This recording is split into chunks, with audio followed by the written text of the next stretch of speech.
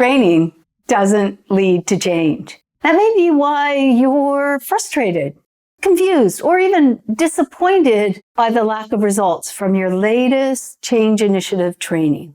Now, training is necessary. It's a part of what we need to do to embrace something new or different. But in order for it to support change and help you achieve your intended outcome, it needs to include 3 elements. That's what I'm talking about in today's video. Keep watching.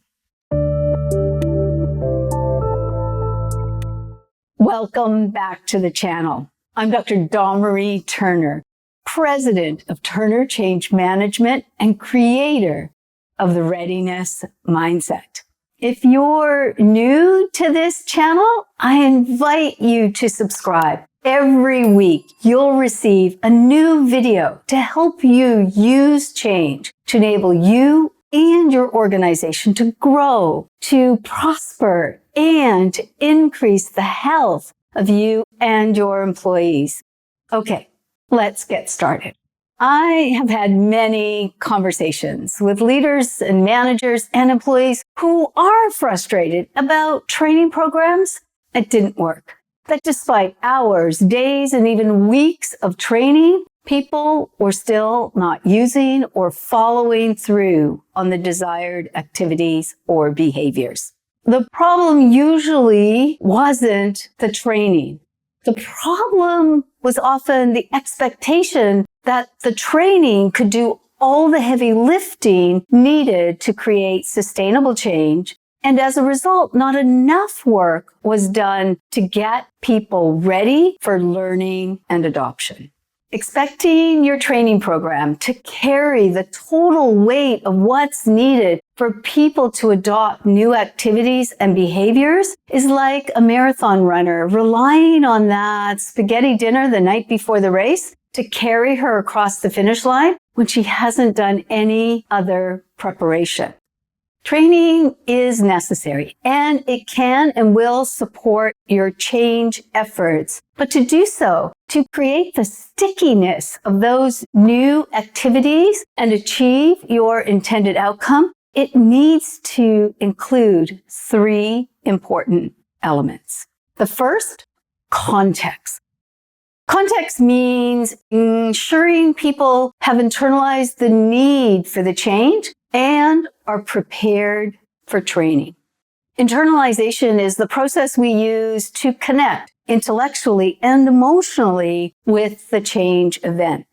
Preparing people for training goes beyond just informing them what the training is about, the schedule, the agenda, and the location. Before people attend any training in support of change, they must know and understand the purpose of the training. What is the expected outcome of that training? How those new activities, that new knowledge, those behaviors will influence and affect the way they do their work or live in that new environment.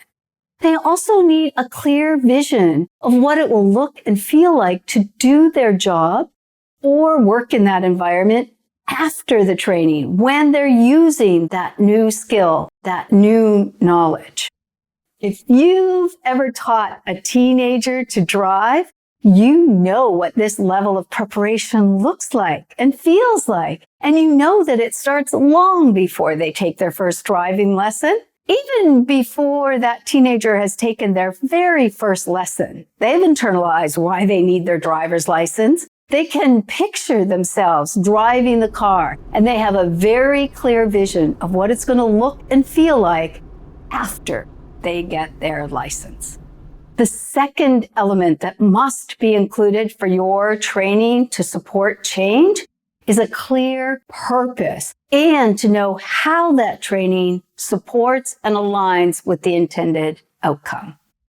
It sounds obvious. Of course, training for a change initiative has a clear purpose. Yet it's really easy for training to become the catch-all, the solution to all of the people-related issues. I hear consistently, when I raise with leaders a question or talk about an activity that's needed to build readiness, the leader will often respond with, "Oh, we don't need to worry about that. It'll be included in the training." Or the vendor is providing training, or a similar kind of statement. Those responses are very common, especially when a leader is using a training-centric approach. Training then becomes the deliverable, and it's expected to do everything from build awareness and buy-in to provide the technical skills required to achieve the intended outcome. The result is that your training lacks a clear focus to support the change's intended outcome. People are unprepared for what's needed in the learning environment and to adopt those new skills and that knowledge, and it fails to deliver the intended result. Training isn't an outcome. It also shouldn't be the only strategy you're using to build the readiness needed for change.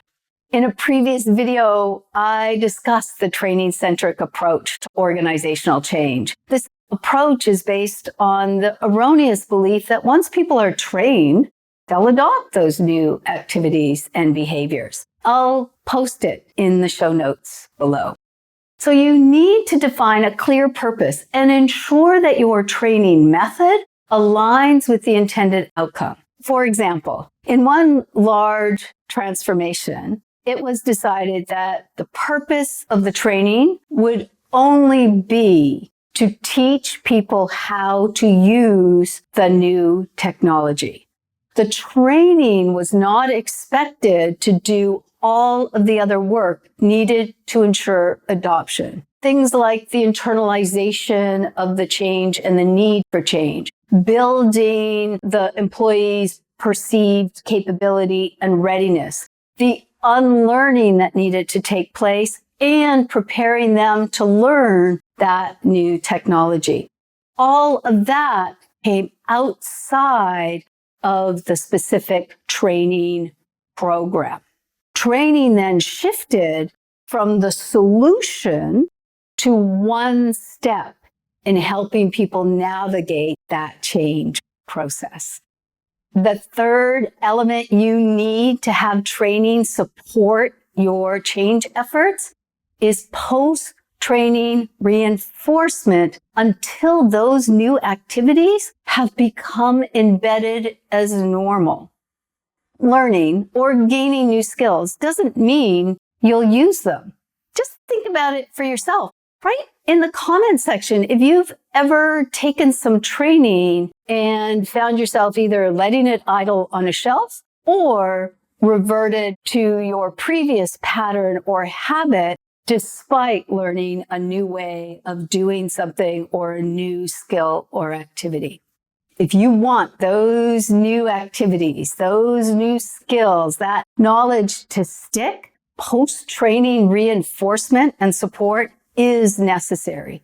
Post-training support can take various forms, but it must be done, and it needs to extend beyond what is typically the implementation and project period of a change initiative.